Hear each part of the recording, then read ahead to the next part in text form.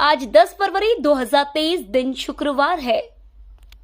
Welcome back to clean news MP. चलिए देखते हैं मध्य प्रदेश की 25 फटाफट बड़ी खबरों को। इससे पहले आप न्यूज को कहां से देख रहे हैं हमें कमेंट में जरूर बताएं। साथ ही वीडियो को लाइक करना बिल्कुल ना भूलें। इंदौर जिले में जल जीवन मिशन के तहत 41 नल जल योजनाओं का हुआ लोकार्पण। इंदौर जिले के ग्रामीण क्षेत्रों में जल जीवन मिशन के तहत नल जल योजना से घरों तक पीने का पानी पहुंचाया जा रहा है। जिले के ग्रामीण क्षेत्रों में निकाली जा रही विकास यात्रा के दौरान 41 नल जल योजनाओं का लोकार्पण विगत 3 दिन में किया गया। यह योजनाएं 22 करोड़ 60 लाख रुपए की लागत से तैयार की गई है। विकास यात्रा के दौरान जिले में जल जीवन मिशन के अंतर्गत नल जल योजना का लोकार्पण हो रहा है। इसमें देपालपुर जनपद पंचायत अंतर्गत काकवा में 32,40,000, बिरगोदा में 29,16,000, मुंदीपुर में 22,02,000, तामलपुर में 45,35,000, बिड़ोता में 77,17,000 रुपए की नल जल योजनाओं का लोकार्पण किया गया। रेलवे ने बढ़ाई समय अवधि, यात्रियों को मिलेगी राहत। रेलवे ने यात्री सुविधा के लिए चलाई जा रही स्पेशल ट्रेनों की समय अवधि बढ़ाना शुरू कर दिया है। इस कड़ी में जबलपुर से पुणे के बीच चलने वाली स्पेशल ट्रेन का समय बढ़ा दिया है। गाड़ी संख्या 02132/02131 जबलपुर पुणे एक्सप्रेस साप्ताहिक स्पेशल ट्रेन को अब 25 जून तक चलाया जाएगा। यह ट्रेन जबलपुर के अलावा नरसिंहपुर, पिपरिया, इटारसी और हरदा के लोगों को पुणे जाने आने के लिए सबसे महत्वपूर्ण ट्रेन है। भोपाल में वर्ष 1998 से पहले की 103 अवैध कॉलोनियां होंगी वैध। भोपाल में वर्ष 1998 से पहले निर्मित 103 अवैध कॉलोनियों को वैध करने की प्रक्रिया शुरू हो गई है। इसका नोटिफिकेशन भी जारी कर दिया है। इसके तहत अवैध कॉलोनियों में नगर निगम भवन अनुज्ञा की अनुमति जारी करेगा। हालांकि इन कॉलोनियों में निगम से अनुबंधित आर्किटेक्ट को बिल्डिंग परमिशन जारी करने की अनुमति नहीं होगी। निगम प्रशासन ने चेतावनी भी दी है कि यदि कोई आर्किटेक्ट इन कॉलोनियों में भवन अनुज्ञा जारी करता है तो उसका लाइसेंस निरस्त करने की कार्रवाई की जाएगी। इंदौर से दुबई के लिए मिली एक और उड़ान, अब सप्ताह में 2 दिन जा सकेंगे। देवी अहिल्या होलकर अंतर्राष्ट्रीय एयरपोर्ट से दुबई यात्रा करने वाले यात्रियों के लिए एयर इंडिया की सहयोगी company air India express Dubai के लिए एक नई उड़ान शुरू करने की घोषणा की है। यह उड़ान 30 मार्च से शुरू होगी। यह प्रदेश की दूसरी सीधी अंतर्राष्ट्रीय उड़ान होगी। इसके पहले चलाई जा रही उड़ान भी दुबई के लिए ही संचालित होती है और इसका ऑपरेशन एयर इंडिया द्वारा किया जाता है। हालांकि रोचक बात यह है कि पिछले माह ग्लोबल इन्वेस्टर समिट में आए केंद्रीय नागरिक उड्डयन मंत्री ज्योतिरादित्य सिंधिया ने शारजाह के लिए सप्ताह में 2 दिन उड़ान शुरू करने की घोषणा की थी, लेकिन अब तक उसके बारे में कोई जानकारी नहीं आई है और इसी बीच दुबई के लिए उड़ान की घोषणा हो गई है। 11 फरवरी को टैक्स में छूट पाने का मिल रहा मौका। शिवराज सरकार के इस तोहफे का इन लोगों को मिलेगा लाभ। मध्य प्रदेश में आने वाली 11 फरवरी को नेशनल लोक अदालत का आयोजन किया जाएगा।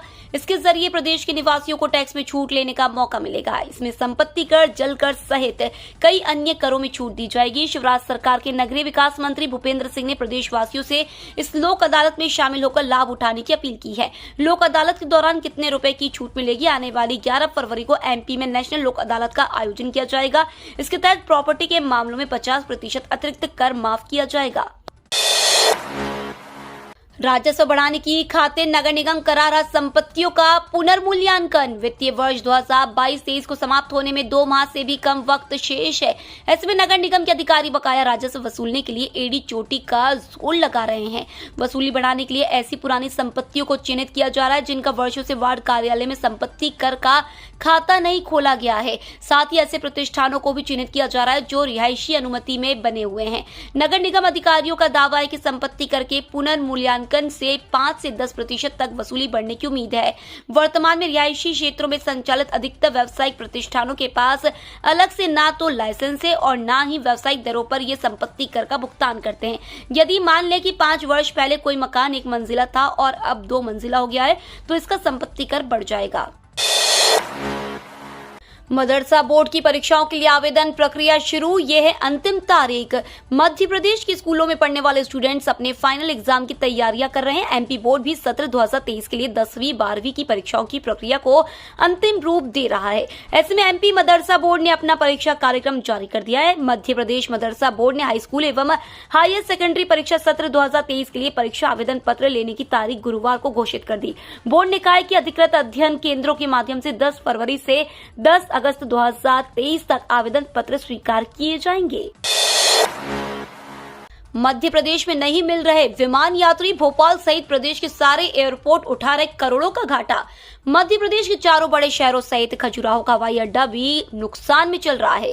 विमान यात्रियों की कमी है और रखरखाव का खर्च ज्यादा है। इनमें सबसे अधिक नुकसान में भोपाल का राजा भोज एयरपोर्ट है। बीते एक साल में भोपाल हवाई अड्डे को 55 करोड़ 61 लाख रुपए का नुकसान हुआ है, जबकि दावा किया था प्रदेश के हवाई अड्डों से देश भर की कनेक्टिविटी के बाद यह हवाई अड्डा फायदे में आ जाएंगे, लेकिन ऐसा नहीं हुआ। भारतीय विमानपत्तन प्राधिकरण की रिपोर्ट के अनुसार राजधानी भोपाल सहित ग्वालियर, इंदौर, जबलपुर और खजुराहो के हवाई अड्डे नुकसान में हैं। इंदौर में इंजीनियरिंग और इनोवेशन का महासम्मेलन आज से। इंदौर में आज से इंडस्ट्रियल इंजीनियरिंग एक्सपो आयोजित किया जा रहा है। 10 से 13 फरवरी के बीच लाभगंगा गार्डन में होने वाला यह एक्सपो विज्ञान और तकनीक के क्षेत्र में आधुनिक तकनीकी विकास पर केंद्रित है। यह निर्माताओं, विक्रेताओं और खरीदारों को एक नया मंच देगा, छोटी और मध्यम इकाइयों को एक नया अवसर देगा। इसमें उद्योग जगत की 300 से ज्यादा कंपनियां भाग ले रही है। Association of industries Madhya Pradesh, future communication एवं इंडिया प्लास्टिक फोरम के संयुक्त तत्वाधान में लाभगंगा एग्जीबिशन सेंटर पर इंजीनियरिंग एक्सपो 2023 का शुभारंभ आज 10 फरवरी को होगा। कर्मचारियों को इंसेंटिव नहीं मिलने से नाराज यूनियन, खोला मोर्चा। भेल यूनियनों ने कर्मचारियों को इंसेंटिव व सैलरी नहीं मिलने से भेल प्रबंधन के खिलाफ मोर्चा खोल दिया है। भेल कर्मचारियों को इंसेंटिव इन सैलरी नहीं मिलने से हेवू भारतीय मजदूर संघ निरंतर बैठक रख रही है। यूनियन कार्यालय जुमड़े भवन पर बैठकें हो रही हैं, जिसमें सभी पदाधिकारी, ब्लॉक प्रतिनिधि एवं कार्यकर्ता गण उपस्थित होते हैं। सदस्यों से कंपनी एवं ब्लॉक में किसी भी प्रकार की समस्या की प्रतिक्रिया मांगी गई। यूनियन के महामंत्री कमलेश नागपुरे ने बताया कि मौजूदा समय में कर्मचारियों को ईपीएस को लेकर बहुत समस्याएं हो रही हैं। कई बातें सामने आई हैं, जैसे जो इस विकल्प को नहीं चुनता है तो क्या उनको 15,000 बेसिक वेतन के हिसाब से पेंशन का प्रावधान रहेगा। बिजली कंपनी ने उपभोक्ताओं से की धोखे से बचने की अपील। पश्चिम मध्य प्रदेश के बिजली उपभोक्ताओं को भी देश प्रदेश के अन्य स्थानों की तरह अनजान मोबाइल नंबर, गेटवे पोर्टल आदि से बिजली बिल बकाया होने एवं मोबाइल नंबर विशेष पर संपर्क करने, राशि जमा करने के फर्जी संदेश आ रहे हैं। व्हाट्सएप पर फर्जी लेटर भेजकर राशि जमा करने और रात 9:30 बजे पर बिजली बंद होने की सूचना मिल रही है। ये सभी संदेश फर्जी एवं धोखे के लिए भेजे जा रहे हैं। मध्य प्रदेश पश्चिम क्षेत्र विद्युत वितरण कंपनी ने सभी उपभोक्ताओं से विनम्र अपील की है कि वे बिजली कंपनी के अधिकृत गेटवे MPSEBW से आने वाले SMS को ही वैध माने। इसी के अनुरूप बिजली कंपनी के जोन वितरण केंद्र, पेटीएम, फोन पे, गूगल पे, ऊर्जस ऐप, कंपनी के portal mpwz.co.in, credit card, debit card, MP online आदि के माध्यम से भुगतान करें। भोपाल में आज जनजातीय समुदाय का महासम्मेलन, प्रदेश भर से जुटेंगे लोग। डीलिस्टिंग के लिए जनजातीय समुदाय बड़ा सम्मेलन करने जा रहा है। शहर के भेल दशहरा मैदान में आज शुक्रवार को जनजातीय सुरक्षा मंच की ओर से आयोजित डीलिस्टिंग गरजना रैली में जनजातीय समाज के लोग जुटेंगे। जनजातीय सुरक्षा मंच के क्षेत्रीय संयोजक कालू सिंह मुजालदा ने बताया कि प्रदेश के 40 जिलों से हजारों लोग आज 10 फरवरी को जुटेंगे। इस रैली को प्रदेश के जनजातीय समुदाय की भावनाओं का प्रकटीकरण बताते हुए उन्होंने कहा कि मांगे पूरी होने तक यह अभियान अनवरत जारी रहेगा। मुजालदा ने कहा कि संवैधानिक व्यवस्था के अनुरूप जनजाति की पात्रता के लिए विशिष्ट प्रकार की संस्कृति, पूजा पद्धति अनिवार्य रूप से सुनिश्चित की गई है। इस तारीख से बहनों के खाते में आने लगेंगे 1,000 रुपए महीना। मध्य प्रदेश की शिवराज सरकार लाडली बहना योजना के तहत मध्य प्रदेश की बहनों को 1,000 रुपए महीना देने जा रही है। यह योजना 8 मार्च से शुरू हो जाएगी। विधानसभा चुनाव के पहले यह सबसे बड़ी योजना है जो शिवराज सरकार की दस्तक हर घर में करवा देगी। चुनावी साल में मुख्यमंत्री शिवराज सिंह चौहान ने बहनों को सौगात देने के लिए हाल ही में लाडली बहना योजना की घोषणा की थी। लाडली बहना योजना के जरिए सरकार 1 करोड़ बहनों को हर महीने 1,000 रुपए आर्थिक मदद के तौर पर देने जा रही है। G20 से पहले बाईपास पर शुरू हुआ रोड मार्किंग का काम, जल्द लगेगी जालियां। शहर में G20 समूह की बैठक बाईपास स्थित शेरेटन होटल में होगी। बैठक से पहले सफाई और रोड मार्किंग का काम शुरू हो चुका है। संकेतक भी लगाए जा रहे हैं। साथ ही 32 किलोमीटर के बाईपास पर सुरक्षा के लिए जालियां लगाई जाएगी। जाली लगाने का काम इंदौर विकास प्राधिकरण करेगा। जल्द ही इसके लिए टेंडर जारी होंगे। जाली लगाने में 15 करोड़ NHAI जारी किए हैं। रोइंग में मध्य प्रदेश ने स्वर्ण व कांस्य पदक जीते। खेलो इंडिया यूथ गेम्स में रोइंग में दूसरे दिन मध्य प्रदेश ने 1 स्वर्ण व 1 कांस्य पदक जीता। इसके साथ ही मध्य प्रदेश की 7 टीमें भी फाइनल में अपनी जगह बना चुकी है। राजधानी के बड़े तालाब पर आयोजित हो रही दूसरे दिन सभी 6 इवेंट की हीट्स हुई। इसमें 5 में मध्य प्रदेश ने फाइनल में जगह बनाई। 2 इवेंट के फाइनल मुकाबले हुए। इसमें मध्य प्रदेश ने 1 स्वर्ण व 1 कांस्य पदक जीतकर शानदार आगाज कर दिया है। पुरुषों की क्वाड्रापल स्कल्स में मध्य प्रदेश की चौकड़ी ने स्वर्ण पदक जीता। फसल फेंकने को मजबूर छिंदवाड़ा के किसान ट्रेन चलाने की उठ रही मांग। छिंदवाड़ा जिले की गिनती अग्रणी सब्जी उत्पादक जिले में होती है। यह संतरा उपजाने वाला क्षेत्र भी है। इस साल किसानों को फसलों के उचित दाम नहीं मिल रहे हैं। ऐसा नहीं है कि दूसरे जिलों या राज्यों में यहाँ की सब्जियां या संतरे की मांग नहीं है। समस्या यह है कि वे सही समय पर सही जगह माल नहीं पहुंचा पा रहे हैं। इसी समस्या के मद्देनजर वर्ष 2021 में किसान ट्रेन शुरू की गई थी, लेकिन ये महज 2 बार ही चल सकी। अब रेलवे का कहना है कि अगर मांग आएगी तो किसान ट्रेन शुरू की जाएगी। हवाओं का बदला रुख। अगले 24 घंटे में बदलेगा मौसम।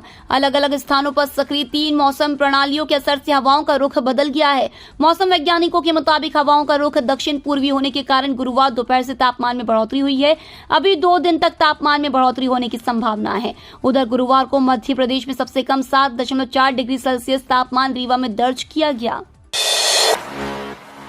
कांग्रेस ने कमलनाथ को बताया अवश्यम भावी मुख्यमंत्री। शिवराज बोले दिल को बहलाने। प्रदेश के इसी साल होने जा रहे विधानसभा चुनाव से पूर्व सियासी हलचलें तेज हो गई हैं। कांग्रेस में कमलनाथ को भावी मुख्यमंत्री बताए जाने पर अंदरूनी गुटबाजी उभरने के बीच अब उन्हें अवश्यम भावी मुख्यमंत्री बताया जा रहा है। इस संदर्भ में कांग्रेस के आधिकारिक ट्विटर हैंडल से एक ट्वीट भी किया गया, जिसमें कहा गया है कि कमलनाथ जी मध्य प्रदेश के अवश्यम भावी मुख्यमंत्री है। इस पर अब मुख्यमंत्री शिवराज सिंह चौहान ने चुटकी ली है।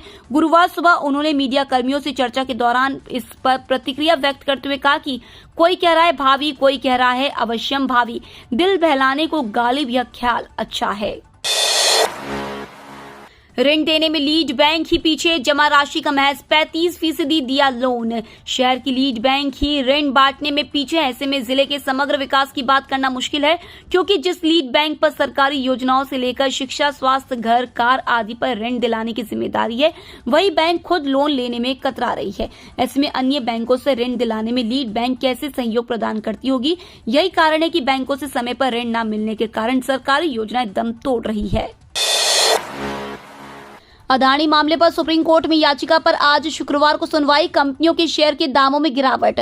अदानी मामले में सुप्रीम कोर्ट में आज शुक्रवार को एक याचिका पर सुनवाई होना है। सुप्रीम कोर्ट अदानी समूह पर हिंडनबर्ग रिसर्च रिपोर्ट की जांच के लिए शीर्ष अदालत के एक सेवानिवृत्त न्यायाधीश की निगरानी में समिति का गठन करने की खातिर केंद्र को निर्देश देने के अनुरोध वाली याचिका पर आज शुक्रवार को सुनवाई करेगा। यह रिपोर्ट जारी होने के बाद से एक तरफ अदानी समूह की कंपनियों के शेयर के दाम गिर रहे हैं, तो दूसरी तरफ सियासी घमासान भी मचा हुआ। याचिका दायर करने वाले अधिवक्ता विशाल तिवारी ने प्रधान न्यायाधीश DY Chandrachud, justice PS Narasimha और जेबी पार्टीवाला की एक पीठ से मामले को तुरंत सूचीबद्ध करने का अनुरोध किया। उन्होंने पीठ से अनुरोध किया है कि उनकी याचिका पर मामले में दर्ज अन्य याचिकाओं के साथ आज शुक्रवार को सुनवाई की जाए।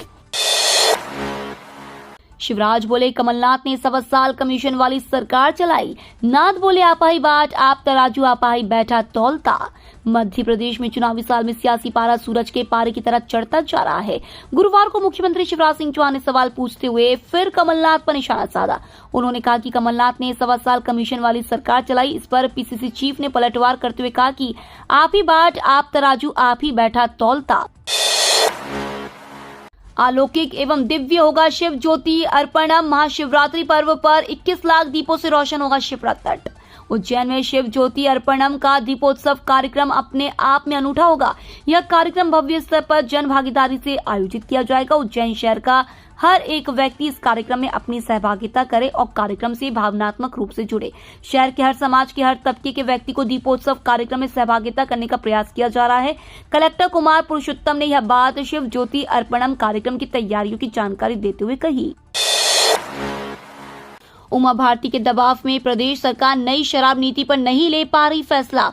मध्य प्रदेश में नई शराब नीति को लेकर पूर्व मुख्यमंत्री उमा भारती ने अपनी ही सरकार के लिए मुसीबत खड़ी कर दी है। इसके चलते ही प्रदेश सरकार नई शराब नीति को लेकर कोई फैसला ही नहीं कर पा रही है। प्रदेश में अभी तक 31 जनवरी तक नई शराब नीति घोषित हो जाती थी, लेकिन इस बार फरवरी में भी सरकार की तरफ से कोई फैसला नहीं लिया गया है। ऑस्ट्रेलिया की टीम नागपुर में चारों खाने चित, रविंद्र जडेजा की फिरकी में फंसे कंगारू। भारत की टीम ने नागपुर में खेले जा रहे 4 मैचों की टेस्ट सीरीज के पहले मैच में भले ही ऑस्ट्रेलिया के खिलाफ टॉस गंवा दिया हो, लेकिन टीम इंडिया के गेंदबाजों ने बिल्कुल निराश नहीं किया। ऑस्ट्रेलिया की टीम बॉर्डर गावस्कर ट्रॉफी के पहले मैच की पहली पारी में चारों खाने चित हो गई। मांस लाबुशेन, स्टीव स्मिथ और एलेक्स कैरी ने थोड़ा योगदान जरूर दिया, लेकिन टीम 200 रन भी नहीं बना सकी।